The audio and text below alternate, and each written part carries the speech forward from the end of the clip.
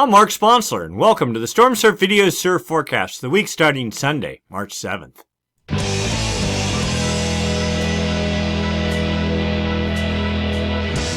Stormsurf, waves, weather, buoys, altimetry, snow, temperatures, El Nino, weather analysis, real data for outdoor people, all the time, no hype. Looking at significant wave heights for the North Pacific Ocean, we see a gale with 26-foot seas off of Washington State, producing some swell that's going to radiate down into California and Baja, but probably not so much for Hawaii. And other than that, a pretty calm pattern is in play. Let's get into the details. As usual, we'll start by looking at jet stream level winds. These winds of about 30,000 feet help support the formation of gales when they form, help direct their track. We're looking for a trough, a dip in the jet, right like there. And what that helps do is create a counterclockwise flow aloft and down at the ocean surface. And that is the hallmark of low pressure. And if low pressure is deep enough, it generates winds. Winds, if they're strong enough over a broad enough area, generate seas. And seas, as they radiate away from the fetch area, turn into swell. Of course, swell, when it hits your beach, turns into surf. All right, so we have the jet coming off of Japan, consolidated here, but notice splitting heavily at about 170 east, with the northern branch going up into the Bering Sea, then falling south, forming a bit of a trough here off of Washington, and that's helping to support gale formation there. The southern branch falls south and then sort of rebounds off to the northeast, a little bit over Hawaii, pushing into, we'll say, Baja, Southern California, but doing nothing. And it is in between the split flow here, like there, typically you get high pressure.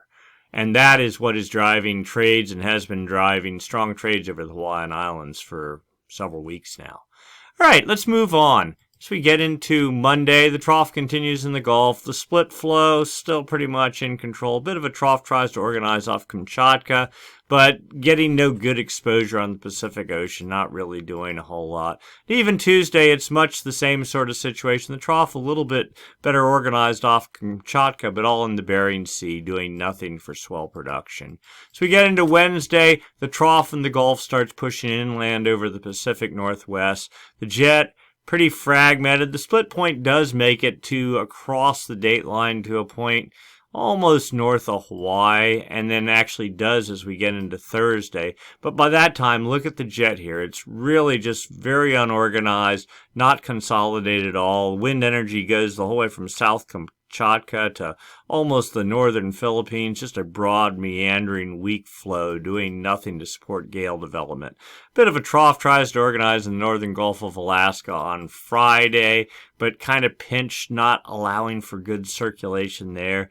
Another weak little trough thing off the North Kuril Islands on Saturday really does nothing. No winds supporting it.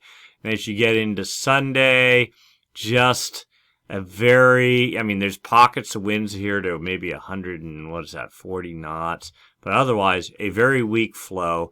Pretty much a typical springtime pattern. Nothing to be shocked about, but nothing to be inspired about either. All right, let's move on. Next up, looking at surface level pressure, surface level winds. No big surprise, there is a low pressure that has developed in the trough in the northeastern Gulf with 35-knot northwest winds. Getting a little bit of traction on the ocean surface, but that's about that. And even as we get into Monday, winds back off to 30 knots. The yellow color right there, 35 knots. Okay, we'll say maybe 35 knots. It doesn't even qualify as a gale. It has to be 35 knots. So low pressure, we'll call it. Meanders off the Pacific Northwest while slowly falling southeast into at least Tuesday. Yeah, pretty much by Wednesday it fades out, easing over the U.S. West Coast. The good news about this is could bring some weather and some precip into California. Much desperately needed. I think this is very anecdotal, but I think we're at like 35% of normal precipitation for the year. So every drop counts at this point, because even that opportunity will fade. So we get into Thursday, a new gale almost Friday is forecast to develop here. Notice a 1040 millibar high here. Low pressure in the Gulf, gradient between the two, that is a tightening of the isobars, creates wind. And as we get into Friday, a bit of 40-knot winds develop. Now you go, what about these 40-knot winds over here? Well, they're all, look at the arrows, they're all aimed to the north, up towards the Aleutian Islands, not generating any swell for Hawaii or California, our main forecast area. But a little bit of fetch here, possibly producing some swell. Notice that 1040 millibar high, pretty strong, moves right into the center of the Gulf as we get into Saturday night and Sunday. And then another little low, possibly spinning up Sunday, that's a week from now, off California. We'll have to see how this plays out. This morning at the 180-hour mark, it was nuking north winds forecast all along the California coast. Now it looks like something less, maybe even south winds at 5 knots. So much uncertainty with this GFS model a week out, and that is usually the case. All right, let's move on. What is the effect of these winds on the ocean surface? And we're going back in time to Friday, a couple days ago. A gale started developing here in the northern Gulf of Alaska, 26-foot seas, building to, what, maybe 31 foot? It says 33 feet here, but we'll say probably more like 31, 32 feet. There you go. Now we'll say 33 feet, almost 34 feet. Saturday, falling southeast, getting up to 38 feet for a moment. Late last night into Sunday morning, the gale started fading. That's where we are today. Clearly there is swell. You can just see it here on the significant wave height chart. About ready to hit Oregon and we'll say Cape Mendocino area, radiating south towards exposed breaks in North and Central California and even maybe Southern California as we get into Monday. All right, let's look at the forecast now. That was hindcast data.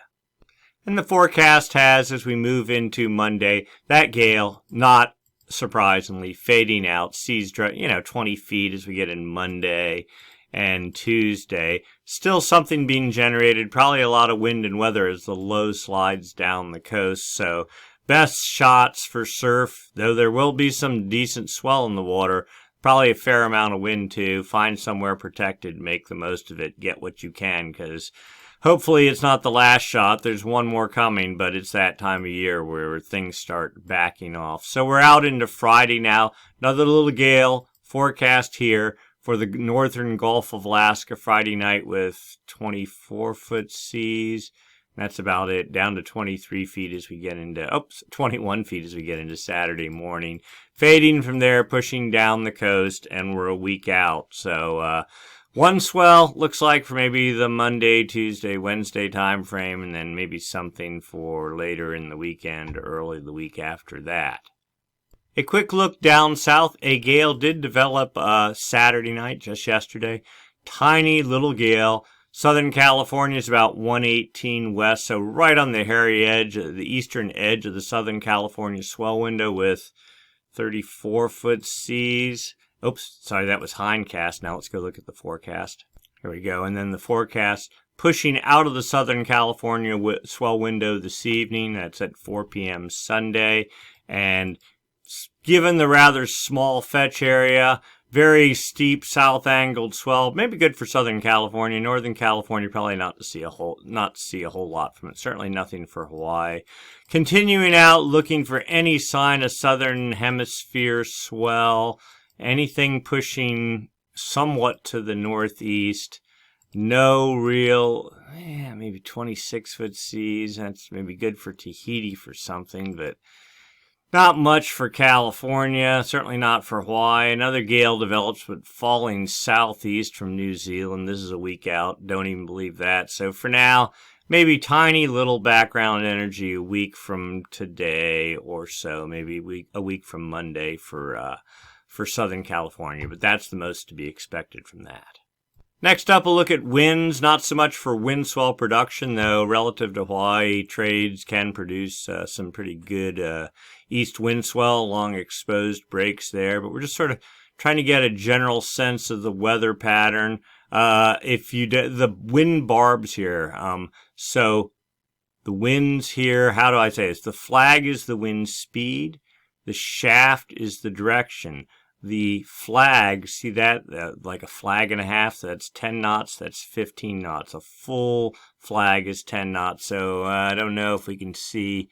You get up into here, it's hard to read, but 3 flags, 30 knots out of the northwest you get the general idea. So that's how you read that. And you can see the flags turning south here along Oregon at about 15 knots, or you can just use the colors here and somewhere down here. Here we go. Here's the color-coded chart. You can read it that way. Anyway, moving on here. There we go. All right, so let's get into Monday. Along the California coast, you see a front trying to push in here. South winds for Cape Mendocino. Trades, 20 knots for the Hawaiian Islands. South winds continuing, maybe not making it down. Somewhere in the San Francisco-Monterey Bay would be the dividing line for those south winds. Then we get into Tuesday, more south winds, more trades for the Hawaiian Islands, 20 knots. You see this low just hanging here, just pushing. It shows like westerly winds, but in reality, it tends to be displaced off a little bit more to the south than what the models show. That's just, you know, watching the models and then seeing what really materialized. So it says west here into central California. It's probably southwest at 10 to 15 knots, something like that. So we get into Wednesday, more west to almost northwest winds. Trades continuing actually pretty strong here, 30 knots in one little pocket. Early Wednesday morning for the Hawaiian Islands, driven by a 1032 millibar high pressure system here, low pressure inland, gradient, north winds, 20 to 25 knots over outer waters. Thursday, pretty much a wind machine continues for California. Low pressure trying to develop just north of Hawaii. See if that really materializes. And then more north winds on Friday. What is this? Southwest winds for the Hawaiian Islands, pretty weak. And then we get into Saturday, a bit of a relaxation of the wind machine for California.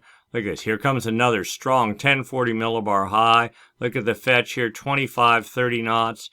Aimed reasonably well at Hawaii. Maybe some wind swell to result from that.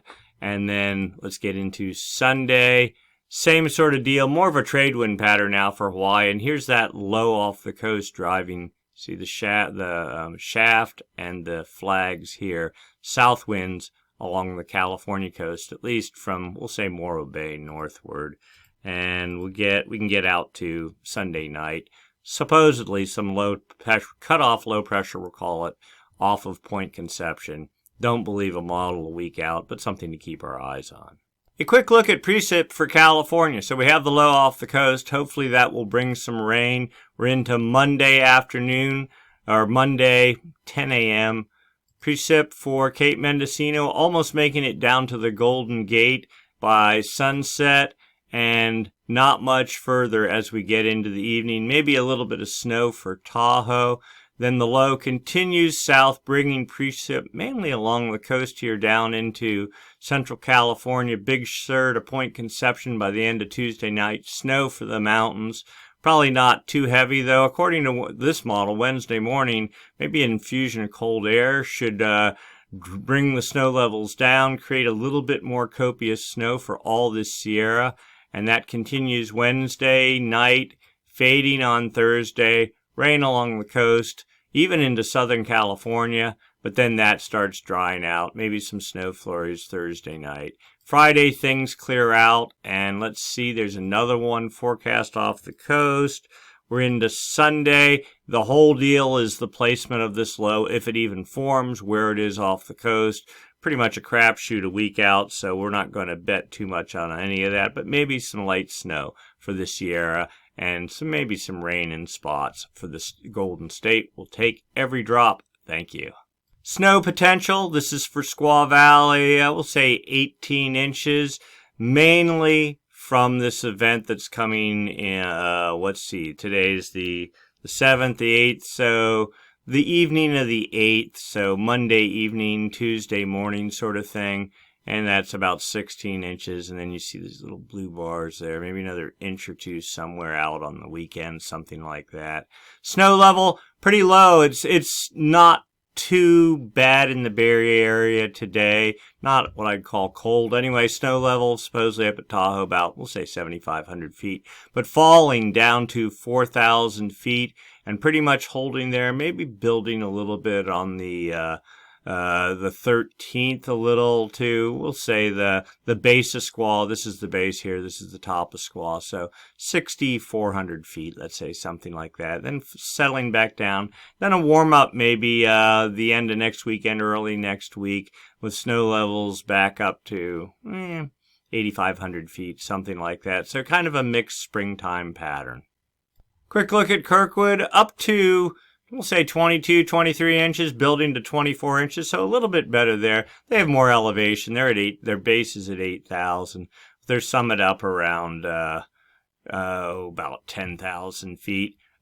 So all in the freeze zone pretty much the entire time for the next 10-day window. And Mammoth, because they're further south, much less snow. We're talking 6, 7 inches, maybe getting up to about 10 inches. Good elevation, plenty of cold air, just not enough precipitation pushing far enough south. Pretty typical of what happens during a La Nina type year. Base elevation there, 8,000 feet, the summit up at 11,000 feet. So cold air is not the issue, just precip pushing south down the Sierra. All right, let's go take a look long term. What's going on with the Madden-Julian oscillation, that periodic weather oscillation that travels west to east on the equator with two phases, active phase and the inactive phase. When in the active phase can reverse trade winds. It can also take warm water from the West Pacific, push it to the east in what is known as a Kelvin wave, basically a bubble of warm water that pushes east. When that warm water impacts Ecuador, stays on the equator, and it takes 3 months to push across the Pacific. It can help kick off El Nino, and also the active phase imports energy to the jet stream aloft, helps feed the storm track. Unfortunately, the active phase has not been doing a whole lot this winter. We are in La Nina, and La Nina sets up basically the polar opposite of the active phase permanently while it's in play over the Kelvin wave generation area, the far West Pacific, which is high pressure, stronger than normal trades, and lack of energy transport to the jet. So, and of course, we'll be talking about El Nino and La Nina. And there is actually some hope in the forecast. We'll get into the details in just a second. As usual, we like to look at winds across the Equatorial Pacific. We use this chart here. This is data from the TAO buoy array, a series of buoys strung across the equator used for monitoring El Nino. This is the East Pacific here, West Pacific here. This is the equator. Can't really tell a whole lot. There's not much land on this chart, but that is New Guinea. The date line is right there, the international date line. All we're looking at is the arrows. And the arrows are 5-day average winds. You can see they're out of the east here, not unexpected. Those are trade winds. Continuing over the Central Pacific, actually weaker than even moderate, just kind of modest strength. And then in the West Pacific, the infamous Kelvin wave generation area, where we want to see the active phase of the MJO sit, and we want to see it reverse trade winds. But you can see winds right here are pretty strong out of the east. No apparent sign of the active phase of the MJO, but it's not the actual winds. It's the anomalies, difference from normal for this time of year. And yeah, we have strong east winds, but really, that's pretty typical this time of year. In fact, they're almost weaker than what they normally are, so you get a little hint of like, well, maybe the winds are, compared to normal, a little bit more westerly. You get over the Central Pacific, and just a little bit stronger out of the west. Oh, actually, a little bit westerly, sorry. And then over the Kelvin wave generation area, as they've been pretty much all winter, stronger out of the east than normal, all driven by La Nina, which makes it look like the inactive phase of the MJO is permanently over the West Pacific. Looking forward for the next week. All right, so this is a strange chart. It's the whole planet on one chart, and this is only the east-west component of the wind. Very convenient because that's all we're concerned about. And so where are we? Dateline 180 west, right there, right down the middle of the chart. Time over here. Kelvin wave generation area, that's the important part, because when the active phase of the MJO moves over the Kelvin wave generation area, the West Pacific, that's where it can transport energy into the jet stream. So Kelvin wave, the West Pacific starts about 135 east, about right here, and goes right up the chart. Ends about just the other side of the date line, so right here, 170 west. Okay, the blues are easterly anomalies. You can see we just got through a big batch in late February, early March, inactive phase of the MJO. Easterly anomalies in the forecast, and a little bit of westerly anomalies here in the far west Pacific. But for the next week, it's just 7 days. Easterly anomalies in control, again driven by La Nina and maybe the inactive phase of the MJO. Also note, weak west anomalies trying to develop south of California. Not particularly strong, not doing a whole lot of anything, but they're there nonetheless. Let's see if we can look a little bit further out. So this chart goes out 2 weeks, 15 days. Okay, 2 weeks plus a day. This is outgoing long wave radiation, sunlight reflectivity off the ocean surface. The active phase of the MJO, because it sort of stomps on the trade winds, it's actually like low pressure. When it travels around the equator from west to east, and there's the equator right there. There's Peru, Chile, South America, Central America, Mexico, Hawaii, New Guinea, Philippines, you got it. The Kelvin wave generation area, the West Pacific right there. There's the date line. The blue means less sunlight reflectivity off the ocean surface, meaning more clouds, meaning low pressure, meaning the active phase of the MJO. But a very weak one at that. This is the inactive phase, more sunlight reflectivity, high pressure. And there's Bali, that area. So you kind of get a lay of how things are set up. 5 days from now, active phase is gone. 10 days from now, inactive phase, according to this, the statistic model, starts moving into the West Pacific, starts building 2 weeks from now, 15 days out. The GEFS model puts the inactive phase, a little bit stronger and building more 2 weeks from now. Either way, the active phase fading out as it's not really doing anything to help our situation anyway, and the inactive phase building in control about 2 weeks from now. Phase diagrams, this is a way to drill in, really look at what the active phase is doing. Strange looking chart.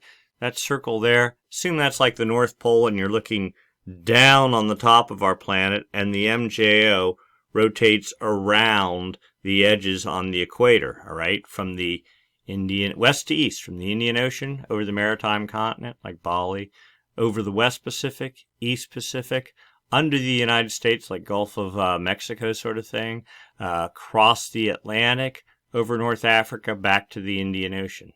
The heavy dot right there is where the active phase is, and the further away the dot is from this circle, the stronger it is. So an exceedingly weak active phase over, we'll say, the East Pacific. Here's 3 potential possibilities of where it's going. All of them put it like over North Africa or the far west Indian Ocean, and exceedingly weak 2 weeks from now. That per the statistic model. The dynamic model, basically the same thing. Weak active phase, only this puts it in the Indian Ocean, so it has it moving east a little bit faster than the other model, but effectively nowhere near the Pacific, nowhere good. We want the active phase in the Pacific to help feed the jet stream, help feed Kelvin wave production, but we don't see any hope of that happening in the next 2 weeks. Here's the upper level model. So this is showing potential for precipitation. This is up at jet stream level or even above that. The active phase is known for creating or supporting precipitation. The greens are enhanced precipitation. The oranges decrease precipitation. So one can assume the active phase is over the central Pacific right now, and that's about right. And here's the inactive phase over in the Indian Ocean. You see the active phase moving towards Central America on the equator, right? There's the, so let's orient. South America, Chile. There's Central America, equator right there. Oops, right down the middle of the chart. Date line right there. New Guinea right there. Australia.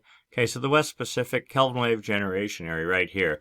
This shows that the active phase is already east of the Kelvin wave generation area, pushing into Central America somewhere around the end of March. Inactive phase slowly building as we get into, let's say, mid-March, working its way across the Pacific. The yellows and oranges areas less favorable for precipitation out of the Pacific by middle of April, and a weak active phase building behind that. Also keep in mind right here this active phase over the East Pacific starting the 12th of March and continuing the whole way through the end of the month. We'll get more into that in a minute. And this goes out a month. This is 850 millibar zonal wind anomalies, but it goes out again a month. Whole planet on one chart, date line running right up the middle of the chart. Kelvin wave generation area starts right about here, 135 east, over to about 170 west.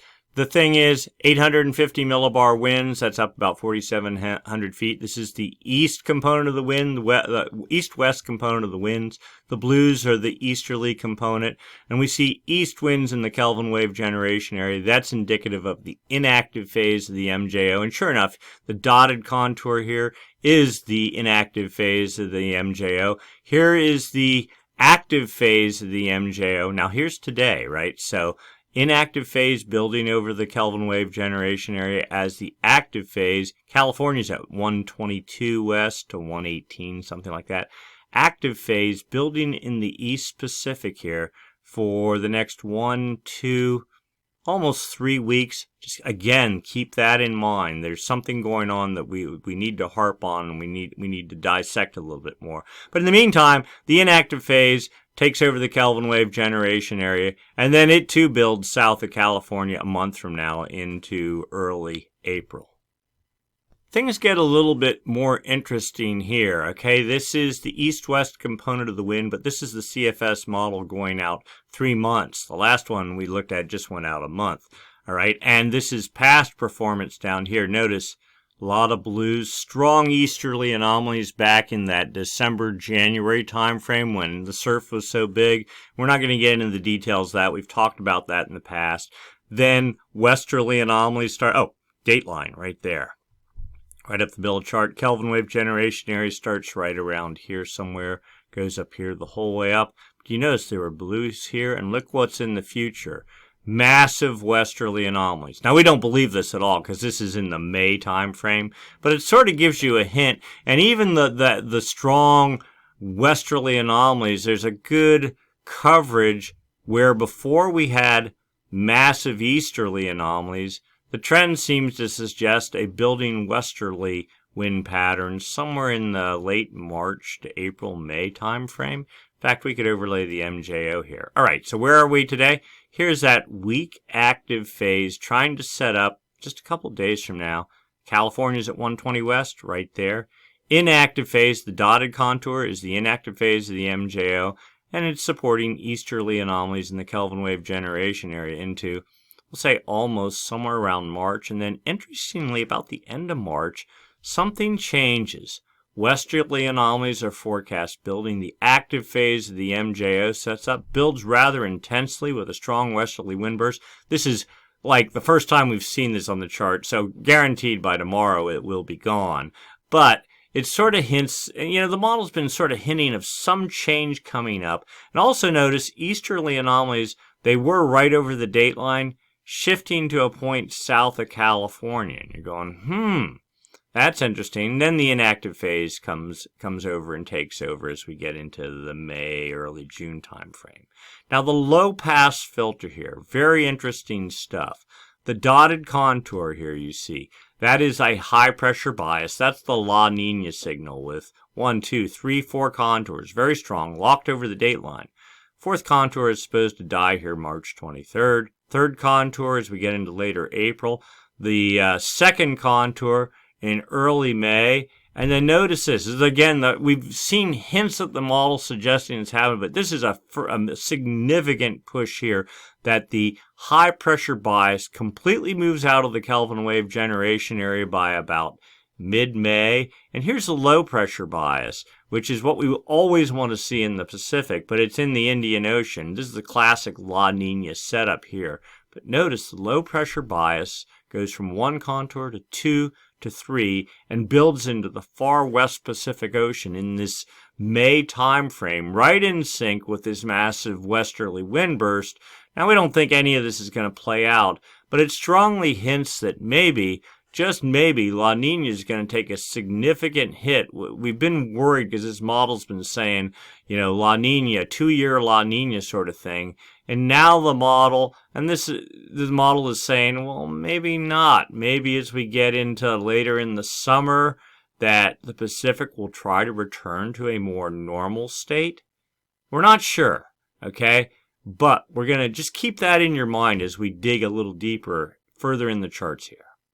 Now we get into the real core of the El Nino, La Nina, and possible transition state discussion.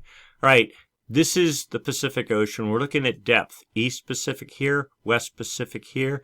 These X's, these lines, these are the anchor lines on the TA buoy array, the series of buoys strung across the equator used for monitoring El Nino. The X's are the actual sensors on those anchor lines. The data is sent up to a central processing facility in Maryland. They use a model to fill in the gaps, and you get to see the profile of temperatures, and specifically warm water. We see warm water at, what is this, 29 degrees. In the far West Pacific, the 28-degree isotherm last week was at 165 east, or maybe 163. It's moving to 162 east. So warm water slightly moving, but the 24-degree isotherm has made a significant buildup here. It's gotten a lot thicker and is pushing the whole way into equator. This is just the buildup into into Ecuador. This started about a month ago. This buildup here is just in the past couple of days, potentially a good sign that warm water is building in this area. The question is why and how. That's what it looks like. Anomalies, differences from normal for this time of year. A lot of warm water in the far West Pacific, driven by strong trades that have been blowing since April of last year. La Nina, of course. Okay, causes upwelling, colder water, 3 degrees below normal here in the far East Pacific. But you also see warmer than normal water for this time of year. Not much, half a degree or something building, but at least it's not colder than normal water, suggesting maybe that La Nina is losing its grip. And then this, the dividing line between the cold water and the warm water, is at, we'll say right about there. What is that? 155 west. So it was somewhere around, it's been somewhere around this area the past 4 or 5 days, but it feels like, we're not going to say a Kelvin wave, but it feels like it's trying to make a little bit of push to the west, suggesting that maybe trades are starting to fade a little bit or weakening, and it takes this constant onslaught of easterly winds blowing to hold the warm water in the West Pacific. As soon as the trades dive for any length of time, there'll be a massive Kelvin wave that'll slosh east, and all this warm water will start going into motion. And this cold water here will slide off to the east and dissipate as the warm water builds in behind it and from depth. We're not saying that's happening right now, but it seems like we're poised for it.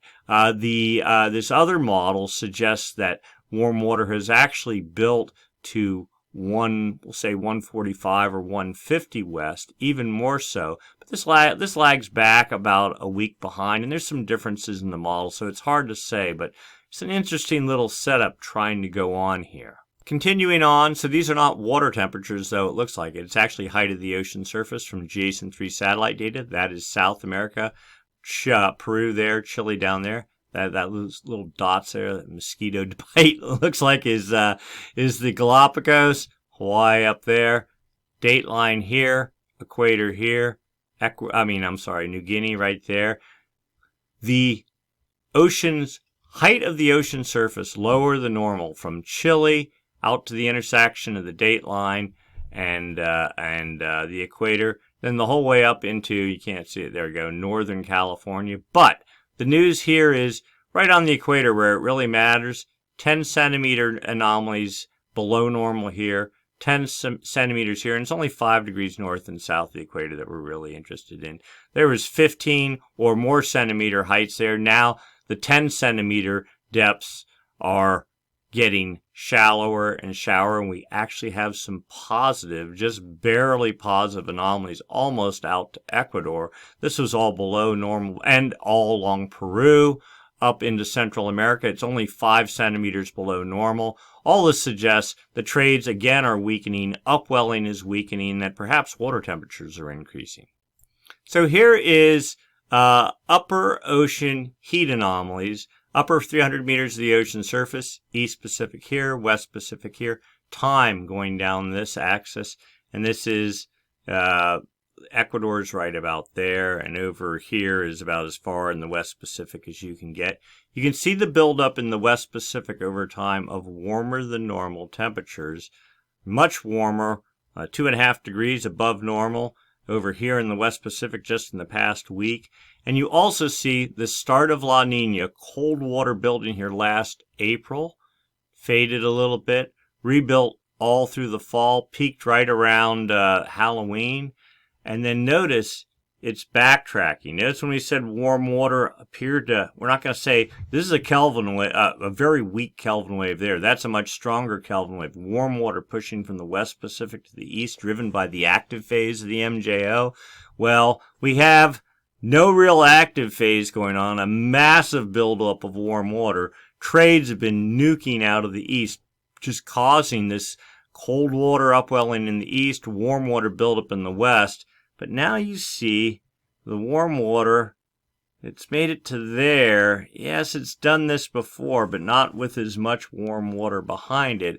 Almost seems like we're poised, but we'll see. It's not, we're nowhere near close to being able to declare that there's some sort of change, but perhaps at least La Nina might be weakening. All right, sea surface temperature anomalies, differences from normal for this time of year.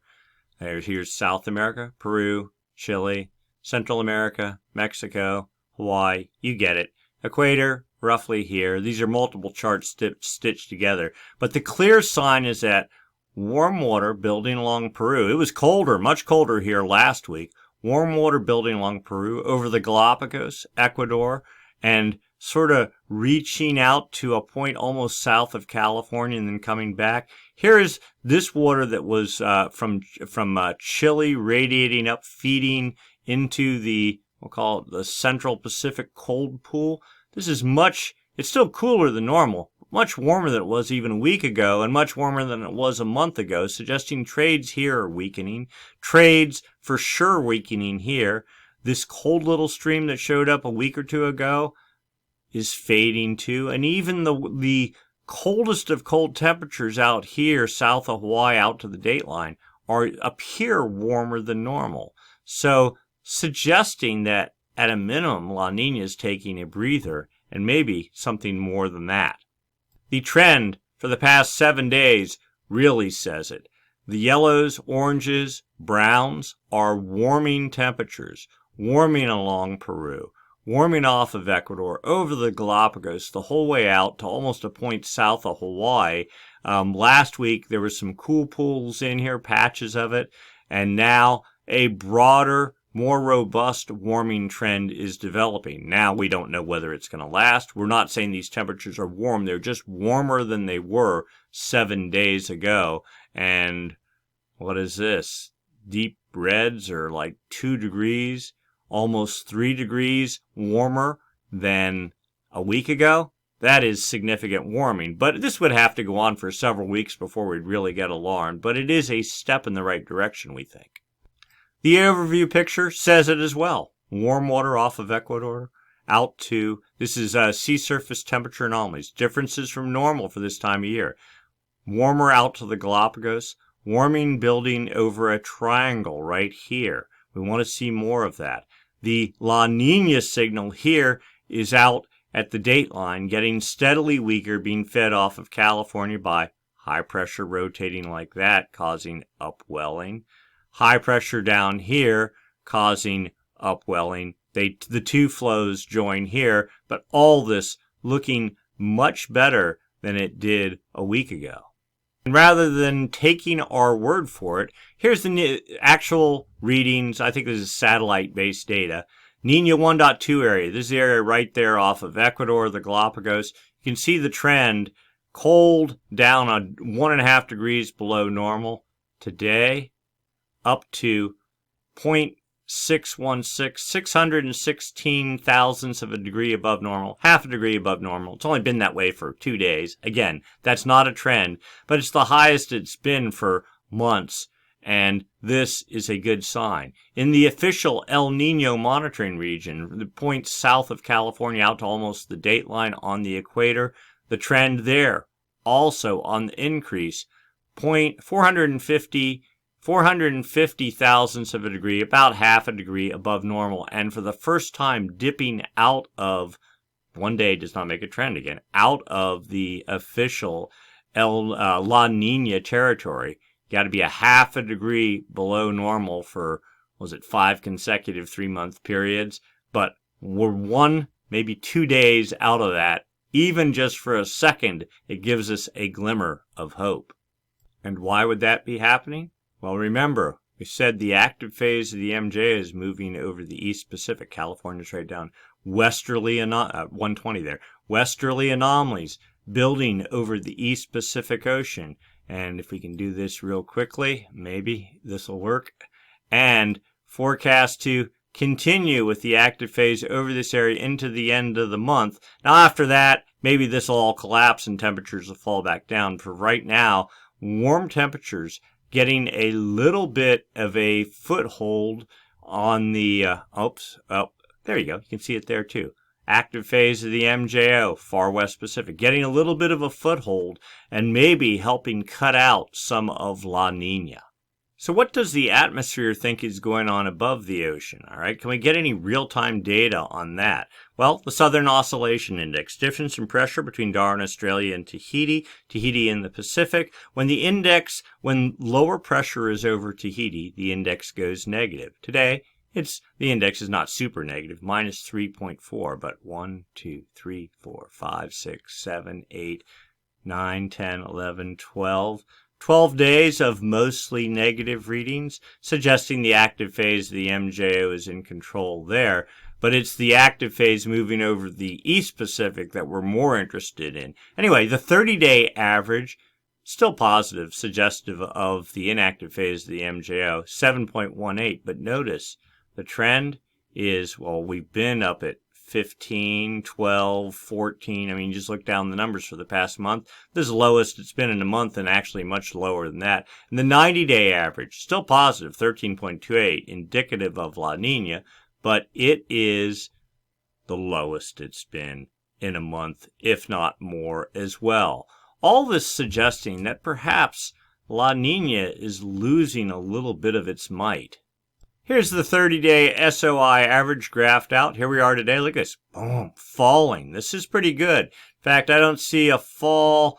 This is about a 1, 2.5. This is 1, 2, about the same as that one there. But this is the biggest fall in the Southern Oscillation Index since La Nina started, I think, in April of last year. So, 1, 2, yeah. And still going down a little bit. Now, again, we're still up here in the positive range. We're not in negative range. We're not in El Nino territory by any stretch of the imagination. We're excited, though, because it appears that La Nina is at least taking a hit. Okay, and that's important when you look at the forecast. And that sets us up for the final frame of the presentation. The official sea surface temperature forecast for the Nina 3.4 region from the CFS version 2 model. All right, this model has been doom and gloom, the last holdout of all the models suggesting a 2-year La Nina setting up as we get into next year. Well, here we are today with temperatures just above half a degree above normal. The forecast now suggesting as we get April, May, June temperatures up to maybe just a degree, a 0.15 or 0.2 of a degree below normal as we get into the summer. Now falling, but only just barely to the bare minimal La Nina range as we get into August, September, October, November, and hanging there. And every run of the model, it seems these temperatures are inching their way up a little bit. All the other models are suggesting we should be in dead neutral territory in the fall. This one is the last holdout, but now there's objective evidence, even with this model, that this model can't refute that perhaps La Nina is starting to fade. This is indeed good news. Active phase of the MJO, forecast to build, not great, but a little bit over the East Pacific, over the Galapagos, setting up westerly anomalies there, shutting down upwelling, which is the base building ground for any real good La Nina, and instead setting up a calmer wind pattern, if not like light westerly winds, that would then stop upwelling, warm the ocean temperatures, that would transmit up in the atmosphere, and that might cut some of the legs out of La Nina. Yeah, we still have cold water over out by the dateline in that important region there, but all that cold water in the Nino 3.4 region migrates from the East Pacific to the West Pacific, all right? And if you cut it off at the source, which what is appearing to happen at the moment and might continue for the next several weeks, then maybe the beginnings of the end of La Nina are in sight, and then that sets us up for at least a normal year starting in the fall. Now, whenever La Nina disappears, it's still going to take 3 to 5 months after that for the atmosphere to get, hey, the ocean's reorganized, it's figuring out, and start to reorganize the jet stream and reestablish itself. It's a global weather pattern. It doesn't turn on a dime. It takes months. But we're at the right time of year. Typically in the spring unpredictability barrier, that March, April, May time frame is when changes in El Nino, La Nina happen. Clearly, we were in a pretty solid La Nina. It now looks like maybe it's fading out. We'll just have to wait and see. But this is the first really good sign we've seen in months that we're making a step in the right direction. In the meantime, all right, looking out the next week, yeah, there's swell coming in to California for Monday, Tuesday, Wednesday. Pretty junky, windy, very north-angled swell. Probably not much of it getting into Southern California. Tiny little southern hemi swell might radiate into Southern California over the next couple days, but only at top real south-facing breaks and size minimal at that, waist high or something. Hawaii, not even that much. And another northerly angled swell possibly for next weekend up in central and north California. We'll see if wind's an issue. A little bit of rain this week, we'll take it, and any drop helps. Okay, we're in the transition. The South Pacific really hasn't come on yet, and we're not super disposed to thinking that we're going to have a great summer either. I know this is all pretty depressing, not what you want to hear, but the good news is the long-term outlook, at least for right now, suggests La Nina is taking a hit, and that's the first step to get us in a much more positive place, and hopefully in time for next late fall and next winter. It's a long ways away, I know, but in the meantime, take what you can get, surf the wind swell, have a thick wetsuit. The water's still pretty cold. I think it was down to 49 earlier this week up in the San Francisco area, which is indeed pretty cold. But, make the most of it. Hopefully, hope is on the way. All right, if you enjoyed the video, give us a thumbs up. There we go. We'd appreciate it. Comments always welcome. If you have questions, write them there, and we will respond. Subscribe if you haven't subscribed. That helps our numbers, helps us make a little bit of money so that we can keep doing this every week for you. Even though we enjoy doing it, it's nice to get a little tip every now and then. All right, and of course, if you don't want to do any of that, go to stormsurf.com. That's where all this data is available at, and you can follow along weekly. We'll post the link to the video at the top of the page of the website so you can view it at your leisure, and that's kind of it. All right, thank you for watching. We'll do this again next week. Same time, same channel. See you then. Bye-bye.